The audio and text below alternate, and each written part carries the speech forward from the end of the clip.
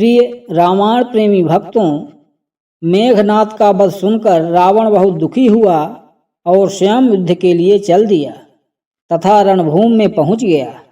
राक्षस सेना को रावण के साथ देखकर वानर सेना भी ललकारती हुई सामने आ पहुंची। सेना को देखकर रावण का क्रोध और भड़क गया। अत्यंत क्रोधित होकर उसने भारी मारकाट मचा दी। कितने ही बानरों के सिर काट डाले, कितनों के मस्तक कुचल डाले, कितनों ही की बख्श चीर डाले। जिधर भी उसकी दृष्टि घूम जाती, उसके बाण वीर योद्धाओं को अपनी मार से व्याकुल कर देते। अंत में बचे घायल बानरों ने दौड़कर श्री रामचंद्र जी के पास गुहार लगाई। उनके पीछे पीछे रावण भी श्री राम के सामने जा पहुंचा। वानर सेना की दुर्दशा देखकर सुग्रीव ने सेना को संयमित रखने का भार वीर सुखेण पर सौंपा और स्वयं एक विशाल वृक्ष उखाड़कर शत्रु पर आक्रमण करने के लिए दौड़ा। अनेक योद्धा भी बड़े बड़े वृक्ष और पत्थर लेकर उसके पीछे पीछे चले। उनकी मार से राक्षस सेना धराशायी होने लगी। राक्षस सेना को नष्ट होते देख विरूपाक्ष गर्जना करते हुए सुग्रीव पर आक्रमण करने के लिए दौड़ा। सुग्रीव ने एक बड़ा वृक्ष उस पर दे मारा, जिससे विरूपाक्ष का हाथी वहीं मरकर ढेर हो गया। हाथी की पीठ से कूदकर हाथ में तलवार लिए विरूपाक्ष सुग्रीव पर झपटा। दोनों में भयंकर युद्ध हुआ। उसकी तलवार से घायल होकर सुग्रीव ने क्रोध से दांत किटकिटाकर उसके वक्ष पर मुक्के का प्रहार किया।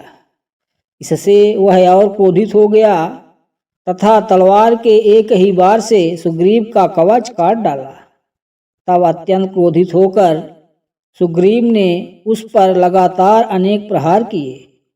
उसके शरीर से रक्त बहने लगा, एक आंख फूट गई। अंत में उसने वहीं दम तोड़ दिया। विरूपाक्ष के वध से क्रोधित महोदर ने वानर सेना में भयंकर संहार आरंभ कर दिया। जब घायल होकर वानर इधर उधर भागने लगे तो सुग्रीव ने एक बड़ी शिला उस पर दे मारी, जिसे महोदर ने अपने बाणों से बीच में ही काट डाला। फिर सुग्रीव ने एक साल वृक्ष से उस पर आक्रमण किया, किंतु उसने उसे भी काट डाला। जब सुग्रीव ने मारने के लिए परिध उठाया तो महोदर ने गदा से आक्रमण करना आरंभ कर दिया। युद्ध में जब परिधि और गदा दोनों टूट गए तो वे दोनों एक दूसरे पर मुक्कों से वार करने लगे।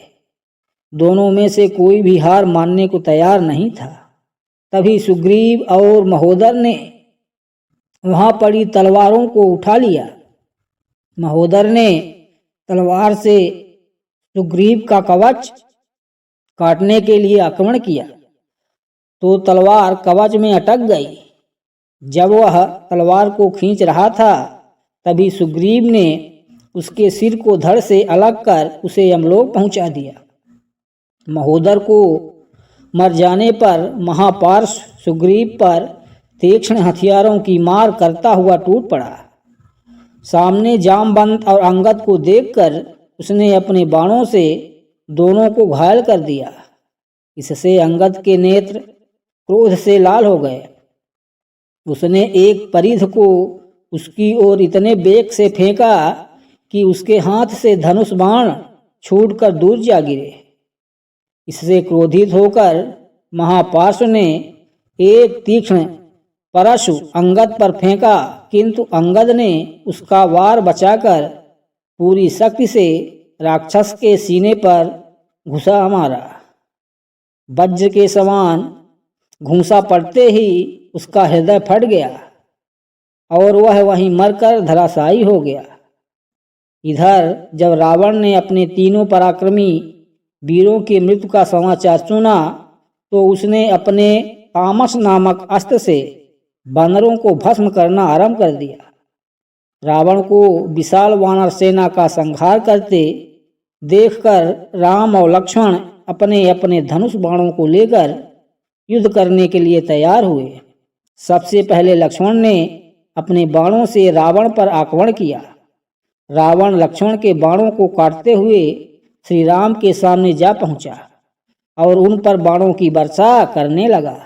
राम ने भी इसका उचित उत्तर दिया और दोनों ओर से भयंकर युद्ध होने लगा। दोनों ही दो भयानक यमराजों की भांति एक दूसरे से भिड़ रहे थे और नाना प्रकार के अस्त्र शस्त्रों से आक्रमण कर रहे थे। रावण ने सिंह, बाघ, कंक, चक्रवाक, गीध, बाज, मगर, विषधर जैसे मुख वाले बाणों की वर्षा की तो श्री राम ने अग्नि, सूर्य, चंद्र, धूमकेतु, उल्का तथा विद्युत प्रभा के समान बाणों से आक्रमण किया। दोनों ही वीर उन अस्त्रों का निवारण कर नया आक्रमण कर देते थे। क्रोधित रावण ने 10 बाण एक साथ छोड़कर रघुनाथ जी को घायल कर दिया। उसकी चिंता न करते हुए उन्होंने भी रावण को बुरी तरह से घायल कर दिया। प्रिय भक्तों, आगे का भाग देखने के लिए कृपया चैनल को लाइक और सब्सक्राइब कर लें।